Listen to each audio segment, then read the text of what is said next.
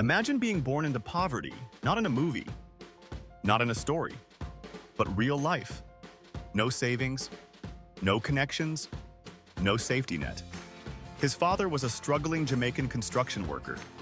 Some days he worked, some days he didn't. His mother, a Ghanaian immigrant working long hours as a caregiver, barely making enough to survive. They weren't lazy, they weren't irresponsible, they were just stuck. But the moment Theodore was born, everything changed. Not because they suddenly made more money, but because they made one decision that would change their son's entire future. When Theodore was just 3 days old, his parents opened their first account for him. Not a toy, not expensive clothes, not a big celebration. An account, a custodial investment account, and they didn't stop there. They opened 3 accounts: a high-yield savings account, a custodial investment account, stocks, ETFs, a tax-advantaged education account. They didn't fully understand everything at first, but they understood one thing. If we stay broke, that's one thing, but our child doesn't have to be. Every week, even when money was tight, they invested. Sometimes it was $5, sometimes $10, sometimes just spare change. But they stayed consistent. While other parents were buying the latest sneakers, they were buying shares. They followed simple strategies used by the wealthy. Not complicated, not risky, just consistent. They invested in broad market ETFs, dividend-paying stocks, index funds. They didn't chase hype. They didn't gamble. They built. Slowly, quietly, powerfully. Here's what most people don't realize. Wealth isn't built with big money. It's built with time plus consistency. Let's break this down with a real example. If you invest just $10 a week, that's $520 a year. Now imagine that money growing at an average of 8% annually. By the time Theodore turned 18, that small habit turned into over $20,000 plus. And that's just one account. But remember, they had 3. And they increased contributions whenever they could. Tax refunds? Invested. Side money? Invested. Gifts? Invested. They were using a strategy many billionaires use: pay yourself first, before bills, before spending. They invested. They also reinvested dividends. That means every dollar their investments earned was put back to work. This is called compound growth, and it's powerful. Here's the truth most people don't hear. The first $10,000 is the hardest. But after that, money starts working for you. As Theodore grew up, he didn't understand what his parents were doing. All he knew was they said no a lot. No to expensive toys, no to unnecessary spending. But behind the scenes, they were building something bigger than he could imagine. At 10 years old, they showed him his account for the first time. He saw money. Not a lot, but more than he expected. And something clicked. By 13, they started teaching him about investing. What stocks are, what dividends are, why patience matters. They didn't just give him money, they gave him knowledge. By 16, Theodore started investing his own money. Birthday money, side hustles, small jobs. He wasn't forced, he wanted to. Then came the moment, his 18th birthday. That's when everything changed. The accounts were transferred to him, legally, fully his. And when he saw the total, he froze. Because what his parents built was more than money. It was freedom. He had a fully funded investment portfolio, a strong financial foundation, years of compound growth ahead of him. Now compare that to most 18-year-olds, student debt, no savings, no financial knowledge. Theodore? He had options. He didn't have to work a 9-to-5 job. He could choose to, but he didn't have to. He could start a business, travel, invest more, or work on his own terms. That's what real wealth is. Not just money, but choices. And here's the part that hits hard. His parents never became rich themselves. They still struggled, still worked hard, still sacrificed. But they broke the cycle. They turned one generation of struggle into a future of opportunity.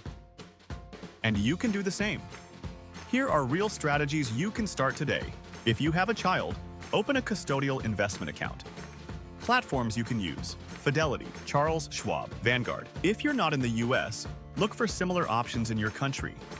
For example, Jamaica, JMMB, NCB, Capital Markets, Ghana, Databank, Kyle. Brokers, start small. Even $5 a week matters. Focus on index funds, ETFs, dividend stocks. Reinvest everything. Stay consistent. Be patient. And most importantly, teach your child. Because money without knowledge doesn't last. But knowledge with money? That creates generations of wealth. Even if you don't have kids yet, you can still apply this to yourself. Open your own investment account. Start building. Start learning. Start growing. Because the truth is, Theodore's story isn't special. It's repeatable. The only difference is who takes action. So the real question is, will you stay in the same cycle, or will you be the one who breaks it? Because one day, your child could be telling a story about you and how you changed everything. Imagine, as Theodore looked at that total, he felt a swirl of emotions. Gratitude flooded over him as he grasped the significance of his parents' sacrifices and choices, instilling in him not just financial security, but a sense of responsibility. It was clear to him that this amount represented not only wealth, but the future, his freedom to make choices unbound by the common constraints of his upbringing. It was a declaration that they had believed in a different path, one where dreams aligned with financial literacy and sound decisions. Theodore carefully examined his investment portfolio, each line representing his family's hard work and foresight, and in that moment, he resolved to honor their sacrifices.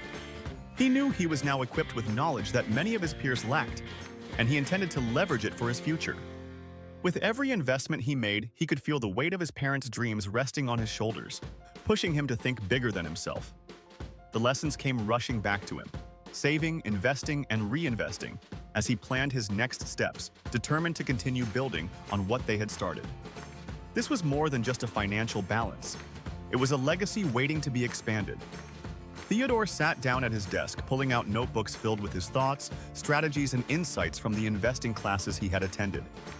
His mind raced with ideas, contemplating not just how to grow his wealth, but also how to educate others around him.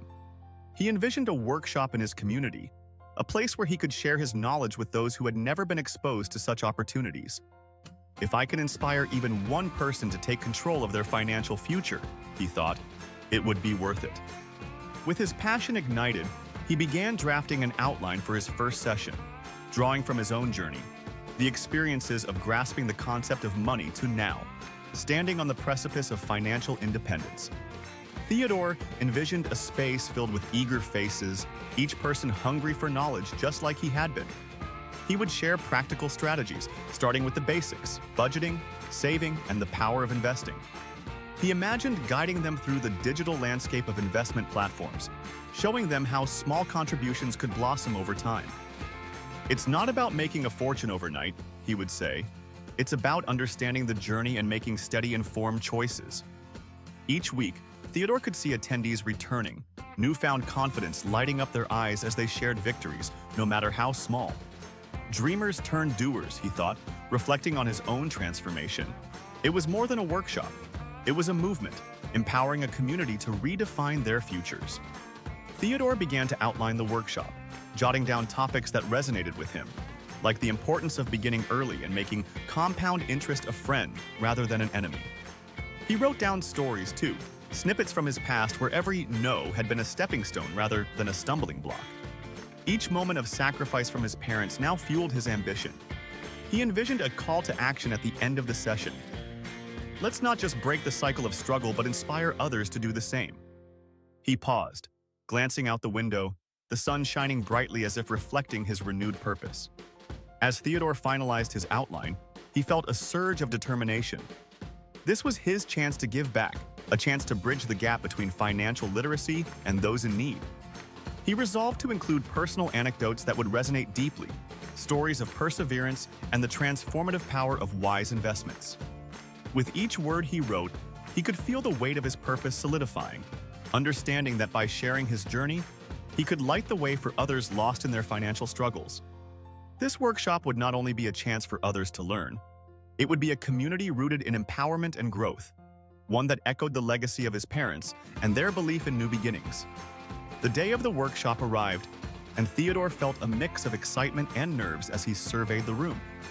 Chairs were filled with faces of diverse ages, each reflecting a glimmer of hope and curiosity. He took a deep breath, reminding himself that this was more than just a presentation. It was a chance to share the values instilled in him by his parents.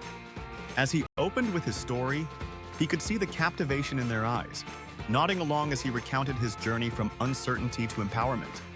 Every smile he encountered ignited his passion further, fueling the belief that knowledge could transform lives, just as it had transformed his own. Theodore began discussing the importance of budgeting, sharing practical tips on how to track income and expenses. "Start small," he encouraged. "Even just writing down what you spend can change the game." Nods of understanding echoed in the room as he watched their skepticism fade away. With hands raised, they asked questions, sharing their own experiences, each story a thread weaving them closer into a community united by shared dreams. Their eagerness reminded him of his own beginnings, reigniting his passion to inspire change in their lives. As the workshop unfolded, Theodore felt an electric energy fill the room. Each segment he shared resonated, sparking conversations and debates that challenged the status quo. The collective realization hung in the air. They were tackling not just financial strategies, but the very mindset that could elevate their lives. This was the beginning of something monumental, a ripple effect of empowerment nurtured through understanding, connection, and action.